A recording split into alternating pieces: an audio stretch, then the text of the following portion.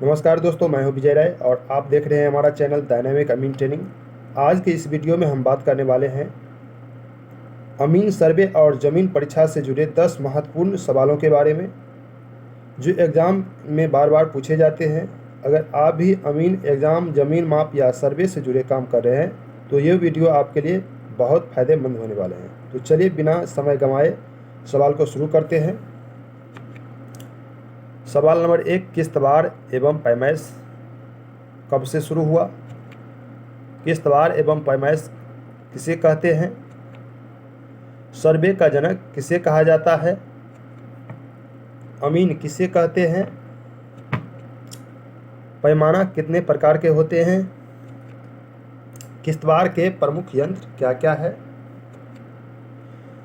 अमीन का क्या दायित्व है? किश्तवाड़ किस दिशा से प्रारंभ करनी चाहिए? किश्तवाड़ करते समय किन किन बातों पर ध्यान देना चाहिए? सर्वे किसे कहते हैं और सर्वे कितने प्रकार के होते हैं? ये 10 सवाल हैं। चलिए इसको सॉल्व करते हैं। सवाल नंबर 1, किश्तवाड़ एवं पैमाइश कब से शुरू हुआ? सर्वप्रथम जमीन की पैमाइश मुस्लिम साम्राज्य के समय टोडरमल ने किया, इसीलिए सर्वे का जनक टोडरमल को कहा जाता है। सर्वप्रथम जमीन की पैमाइश डेक से लगी बांस के द्वारा किया गया। सर्वप्रथम जमीन की पैमाइश अंग्रेज राज के समय लॉर्ड क्लाव ने सन 1767 ईस्वी में करवाया था। सर्वप्रथम 1842 से 1846 ईस्वी के बीच हर मौजे का सीमा बंद कराई गई। बंगाल टेनेसी एक्ट 1885 ईस्वी में शुरू किया गया। इसी एक्ट के तहत किसानों को अस्थायी हक दिया गया।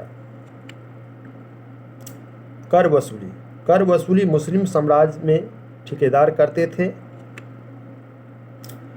अंग्रेज साम्राज्य में जमींदार, अब स्वतंत्र भारत में राजस्व कर्मचारी करते हैं।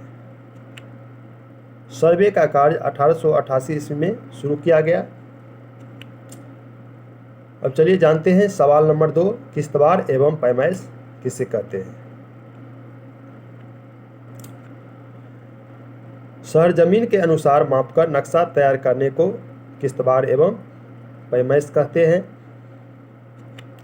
सवाल नंबर 3, सर्वे का जनक किसे कहा जाता है? तो सर्वे का जनक टोडरमल को कहा जाता है। सवाल नंबर 4, अमीन किसे कहते हैं? अमीन एक अरबी शब्द है। हिंदी में ईमानदार, उर्दू में अमानत और अंग्रेजी में सर्वेयर कहा जाता है। पृथ्वी के किसी भी भूखंड को किसी भी पैमाने पर मापकर नक्शा बना दे तो वह अमीन कहलाता है। सवाल नंबर 5, पैमाना कितने प्रकार के होते हैं? पैमाना 3 प्रकार के होते हैं। 16 इंच बराबर 1 मील, 32 इंच बराबर 1 मील और 64 इंच बराबर 1 मील। तो पैमाना के बारे में भी आप समझ गए। चलिए अब जानते हैं किश्तवाड़ के प्रमुख यंत्र क्या है। सवाल नंबर 6, किश्तवाड़ के प्रमुख यंत्र निम्नलिखित है: गंट्री जरीब, गुनिया, प्रकाल, विकर्ण पैमाने, रेक्टेंगल, एकड़ कौम कंघी, टाँक, मैग्नीफाइंग ग्लास, दिशा सूचक यंत्र, सूजा, झंडी, फीता। ये किश्तवाड़ के प्रमुख यंत्र हैं। अब सवाल नंबर 7, अमीन का क्या दायित्व है? अमीन समाज में एक महत्वपूर्ण व्यक्ति होता है। उसे अनुभवी और दूरदर्शी होना चाहिए। किसी भी मसले को गंभीरतापूर्वक सुलझाना और कभी भी क्रोधित या उत्तेजित नहीं होना चाहिए। समाज में अपने चरित्र को स्वच्छ बनाकर रखना चाहिए।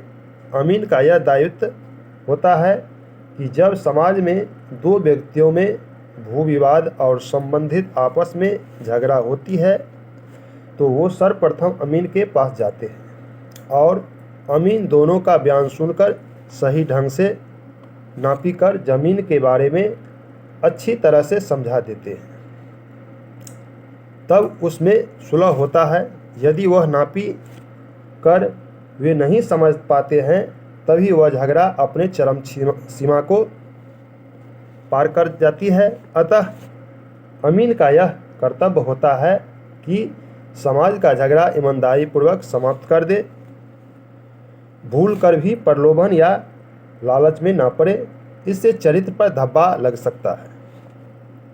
अमीन जब किसी प्रकार की पैमाइश माप करना शुरू करते हैं तो अपनी योग्यता अनुसार माप का कार्य शुद्ध सत्यता और ईमानदारी के साथ करने में जो भी समय और परिश्रम लगाने की आवश्यकता हो उसमें कभी भी कमी न करें। कभी कभी ऐसा देखा गया है कि माप के समय जब मुस्तकिल निश्चित स्थान का प्रमाण अमीन को नहीं मिल पाता है तो किसी अनिश्चित स्थान को भी निश्चित स्थान मानकर काम समाप्त कर देते हैं, परंतु यह माप नियम का विरुद्ध है। अमीन को जो भी समय लगे और परिश्रम लगाना पड़े, जब तक निश्चित स्थान कम से कम 3 जगहों से प्रमाणित न हो जाए तब तक 2 प्लॉटों के बीच की लड़ाई का फैसला न करें। तो ये अमीन का दायित्व क्या होता है ये भी आप अच्छे तरीक़ा से समझ गए। सवाल नंबर 8, किश्तवार किस दिशा से प्रारंभ करनी चाहिए? किश्तवार उत्तर दिशा से प्रारंभ करनी चाहिए। सर्वे में पहले सरहद का पैमाइश की जाती है। सरहद की जानकारी मुख्य काश्तकार से की जाती है। फिर मुश्किल मोकम ट्रायल लाइन द्वारा मुरब्बा तैयार किया जाता है। मुरब्बा पास हो जाने के बाद सिकमी लाइन और कटान की सहायता से किश्तवार किया जाता है। तत्पश्चात नक्शा का निर्माण किया जाता है। क्योंकि भूमि संबंधित अधिकारों के लिए तैयार किए जाने वाले सभी अभिलेखों का आधार मानचित्र ही है। किश्तवार की सहायता से जमीन पर बनी हुई हर वस्तुओं को नक्शे में अपनी आवश्यकता अनुसार पैमाने पर बनाकर रेखाओं द्वारा दिखा सके, जैसे किसी खेत की लंबाई, चौड़ाई, दिशा, आबाद, गैर आबाद, नदी, नाला, पहाड़, सड़क, रेलवे लाइन इत्यादि। उपरोक्त चीज़ों को दिखाने के लिए किश्तवार में जरीब द्वारा कायम किया जाता है। तो किश्तवार कैसे किया जाता है और किस दिशा से किया जाता है ये आप जान गए। सवाल नंबर 9, किश्तवार करते समय अमीन को किन किन बातों पर ध्यान देना चाहिए? तो किश्तवार करते समय निम्नलिखित बातों पर ध्यान देना चाहिए। किश्तवार करते समय अमीन को पूरा ध्यान रहे कि खेतों में लगी फसल बर्बाद न हो, जरीब सावधानी से चलाया जाए। अगर एक खेत की जगह पर 2 खेत नया हो तो अमीन बीच वाली मेड़ पर एस लगा दें। प्रत्येक खेतों का नक्शा बनाने के बाद मौका मिलने पर नक्शे को जमीन के रूप में देख लेना चाहिए। किसी खेत का कुछ भाग अलग हो जाए तो उसका अलग से नक्शा बनेगा। अगर एक खाता के अंदर कई भाई अलग अलग प्लॉट बनाकर जोत करते हैं तो सबका नक्शा अलग अलग बनेगा। एक प्लॉट के अंदर कुछ भाग प्रति, कुछ भाग जोत हो तो किस्म जमीन अनुसार नक्शा अलग बनेगा। 10 कड़ी तक मेड़ों का तरमीम नहीं करना चाहिए। 10 कड़ी तक मेड़ों के बीच में कटान लेकर बनाना चाहिए। 15 से 20 कड़ी या उससे अधिक मेड़ों को दोनों तरफ से कटान लेकर मोटी झालर बांध का निशान बनाना चाहिए। जंगल के भीतर कोई खेत हो तो उसे प्लेन टेबल के द्वारा सही जगह बनावे। अमीन को बराबर इस बात को ध्यान रखना चाहिए कि अलग अलग किस्म जमीन का नक्शा एक में नहीं बने। ऐसा करना महान भूल है। इसके अलावे अमीन सावधानी से प्रत्येक चीज़ों की पैमाइश करें। सवाल नंबर 10 है, सर्वे किसे कहते हैं और कितने प्रकार के होते हैं?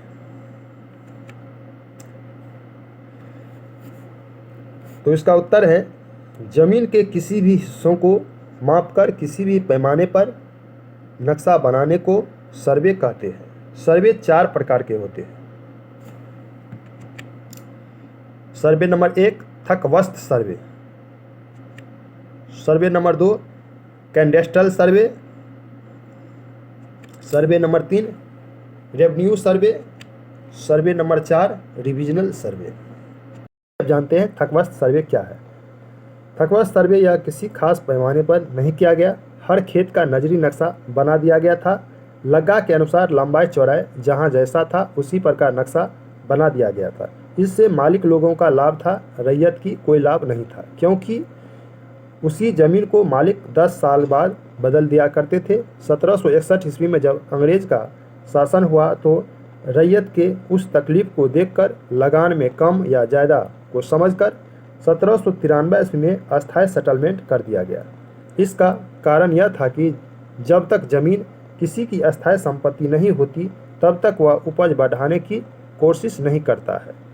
इसी कारण से 1885 ईस्वी में बंगाल टेनेसी एक्ट में स्वीकृत हुआ कि जमीन का अस्थायी सेटलमेंट रैयत के वास्ते कर दिया जाए। इसके बाद 1888 ईस्वी में सर्वे शुरू हुआ। तो थकवस्त सर्वे क्या है यह भी आप जान गए। अब जानेंगे कैडेस्ट्रल सर्वे क्या है। कैडेस्ट्रल सर्वे, इस सर्वे के अंतर्गत कृषक को जो जमीन थी उसी का नक्शा 16 इंच बराबर 1 मील के पैमाने पर तैयार किया गया एवं ग्राम व यूनिट की सारी ज़मीनों का पैमाइश किया गया। जहां घनी आबादी होती थी वहां का नक्शा 32 इंच या 64 इंच बराबर 1 मील के पैमाने पर बनाया गया था और उसी के अनुसार नक्शा व खतियान तैयार किया गया था। अब जानेंगे रेवेन्यू सर्वे क्या है। रेवेन्यू सर्वे के अंतर्गत गांव के मुख्य स्थानों पर बस्ती के सीमानों का नक्शा 4 इंच बराबर 1 मील मानकर बनाया गया। प्रत्येक गांव का एक नंबर दिया गया जिसे थाना नंबर कहा जाता है। यही सर्वे का सही बुनियादी माना जाता है। 1793 ईस्वी में जब सरकार द्वारा मालिक लोगों के साथ अस्थायी बंदोबस्ती हुआ, इससे पहले थकवस्त सर्वे द्वारा कागजात की जानकारी हुई। ब्रिटिश सरकार के पास किसी भी प्रकार का नक्शा नहीं था जिससे जानकारी हो सके किसी गांव का सीमा कहां तक है। किसी थाना व जिला का नक्शा भी नहीं था, इससे बराबर झंझट होता था। इसी कारण सरकार द्वारा हर मौजे की सीमा बंद कराई गई। 1842 ईस्वी से 1846 ईस्वी के बीच इसमें पैमाइश 4 इंच बराबर 1 मील मानकर किया गया और मुख्य चीज़ों को खास जगहों पर बनाया गया। अब जानते हैं चौथा रिविजनल सर्वे क्या है। रिविजनल सर्वे, इस सर्वे के अंतर्गत देखने में आता है कि जहां सर्वे हुई करीब 20 साल हो जाता है तो रिविजनल सर्वे के अंतर्गत अमीन गांव में जाकर देखता है और पहले सर्वे में जो खेत जैसा था वैसा ही छोड़ दिया एवं जो बदल गया उसको मापकर नक्शा सरजमीन के अनुसार बनाता है। पहले सर्वे के बाद अगर किसी किसान ने अपनी ज़मीन को केवाला के अनुसार बिक्री कर दी तो उस ज़मीन पर खरीदार का नाम चढ़ा दिया जाता है। सभी कागजी प्रमाण पत्र देखने के पश्चात ही नक्शा एवं खतियान में सुधार किया जाता है। अगर रिविजनल सर्वे में खेत बिक्री या टुकड़ा हुआ है तो नया नंबर सभी टुकड़ों पर कर दिया जाता है। तो दोस्तों, ये वीडियो आपको कैसा लगा? अगर अच्छा लगा तो चैनल को सब्सक्राइब करें, लाइक करें और इसी तरह का सर्वे से जानकारी के लिए बने रहे डायनेमिक अमीन ट्रेनिंग के साथ। धन्यवाद।